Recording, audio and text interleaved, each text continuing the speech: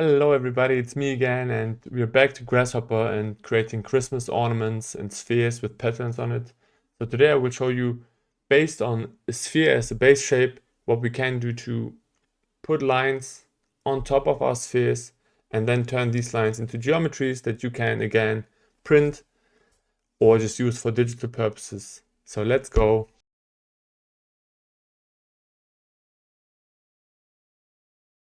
Alright, here we are again. So today we will do something different. We will start with a regular sphere, a mesh sphere. Again, if you don't know where to find them, use Control Alt and click on the component, and then you know also where it is. But these are like basic components, nothing too crazy here. So let's again define the radius. Maybe you want to adjust the UV count.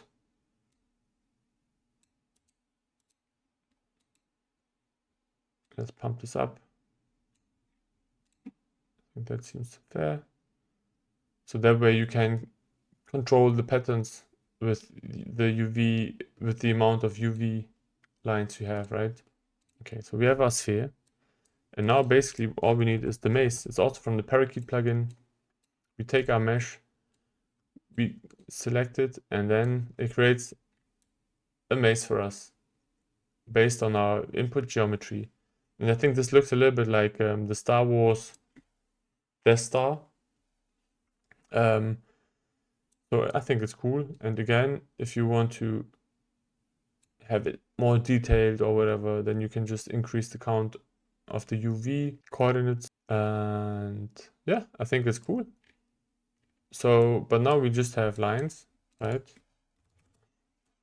What is it exactly? Lines. We have 4,000, almost 4.3 thousand lines. So what's next? We use multi-pipe.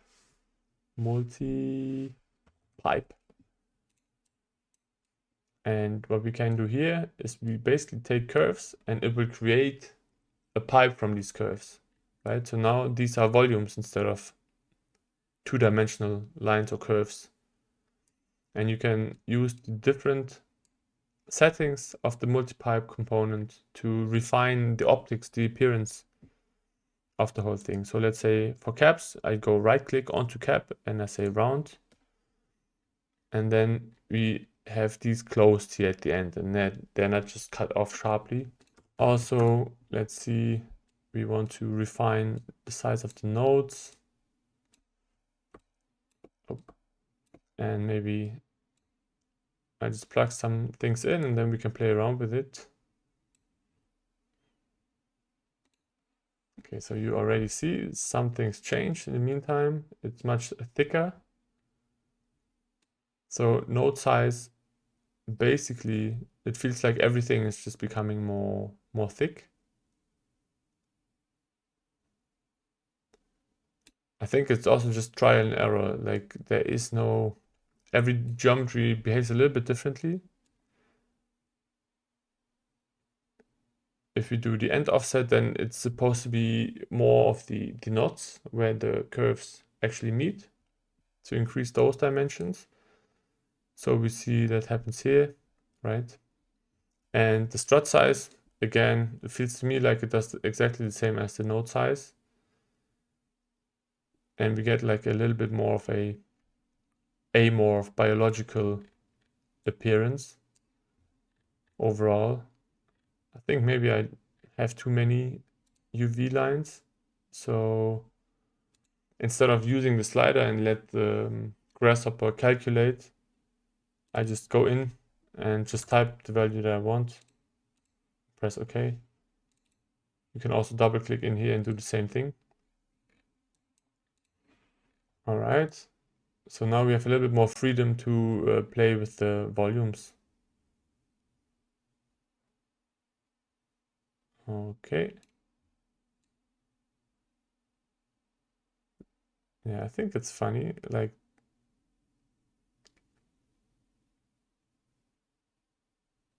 to have these ends a little bit fatter overall. Okay, so now you have sub D geometries, right? So it's not a mesh, it's not a NURB, it's a sub D. And in order to use them, we create the mesh from sub D. So we plug in the sub D, and now it's a mesh. And then we do, I mean, you could potentially just bake this, right? It's one mesh, but it's difficult to print because it's empty, right? So if you want to actually work with it in a nice way, I would add the volume. So join mesh join, and then I would take this one and the original mesh sphere. So I press shift while I pull and connect, so I can connect multiple inputs into one node. And now I have basically both of them together. And if I bake them, this is the geometry that I get. So I think it's an interesting design, right? And you can be really funny with it and have a lot of control. So that's one thing you could do. But based on very much similar setup we already have, we can also try something else. So let's populate the geometry again. Populate geometry like we did in the previous tutorial. Take it, and we have like points. And now we use the flow path component. Parakeet again. Like really nice and quick to use the Parakeet components for these kinds of exercises, right? So we give it our mesh. We say that the population that we that we populated the geometry with, the points that we use as the starting points. Step, okay. Flow direction is gravity basically applies 20 iterations. I think, yeah, these settings, maybe you want to increase the iterations a little bit. So let's say we do 100. So it's 5 times longer. And now it basically looks at where the point would go if like gravity would be applied if it were to follow the surface of the geometry, right? And we see it's like this really nice, almost either it's growing up from the center to the top or it's like raining down and flowing around the sphere, but it's just points at this point. It's just a collection of points. So what we want though is in order to use the multi-pipe, we need curves. So we create polylines, right? So a polyline basically just connects the points in our list. And we have like in one branch, like all the points from start to finish, like 100 points per iteration, they are all in one branch. So the polyline also takes this branch and makes one line per branch, which would give me 100 lines. And these I can now plug into our multi-pipe instead. And then we get like this very different appearance. And we can do the same thing, like merge it with the sphere again. Yeah, if you find these to be too geometric, you can also interpolate. Is it this one? I don't think so. Interpolate this guy.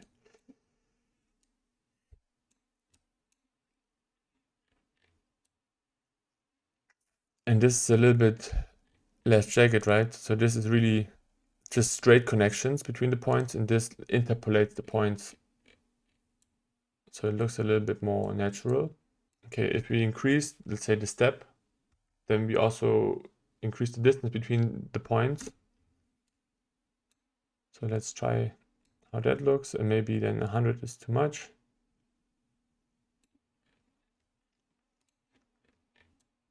But if we make this even bigger, so we do see that we can control the wiggle.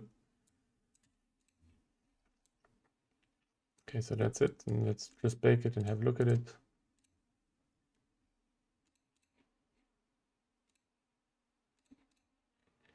right? So you get this kind of geometry. I would actually turn it around, so now it looks like this. And I think it's really cool. If you give it like different colors to the thing, you can make really fancy effects, or put like a candle on top and then it looks like wax is melting. You can also just decrease the size, right, of the sphere to increase the effect, to give it like a cage appearance. Maybe that was a little bit too much. Let's just drag. Anyway, so this was the second thing that I wanted to show you based on the same. And now the last one is basically relying on the same things. So we populated geometry. We have the mesh sphere. And now we take the minimum spacing tree, also Parakeet. Again, like really smart. So we take the points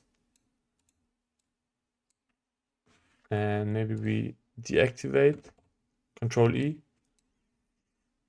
to make sure that it doesn't explode for us. So, because here we need much more points to make it interesting. So what minimum spacing tree does, basically, it tries to find a single line to connect all the points that we populated the geometry with as effectively as possible, like with the minimum overall length of branches. So let's see what happens if we increase the count. Then the branches become more intricate, right? It's a little bit like a thunder or nestle. Let's just get rid of these for once. And maybe you can also mix things up. So I will just leave this for now. Why not? Maybe group them. And we do the same thing. We just plug it into the multi-pipe. We see, all right, cool, cool, cool. You get this funny effect. Maybe we want to do some more to get like a more extreme vibe. Sub D, we bake it. Okay. And now, actually, yeah, it didn't work to put them together in this instance because it's just a single.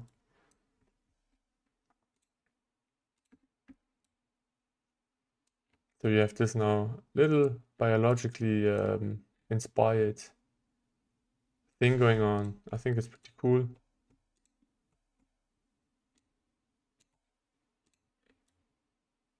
And here you have maybe something else that's trying to take over aliens. Woo! Yeah, so that was that. I think really pretty straightforward, just a mesh sphere, and we use Parakeet plugin to create lines that are following the geometry of the mesh sphere in order to transform these curves that are being created and turn them into volumes with the multi-pipe command, and then we just bake it. That's basically it. I hope you liked it. These are a little bit more different, not the typical Christmas design. But hey, we're living in a wild time, so why not have some wild Christmas ornament as well?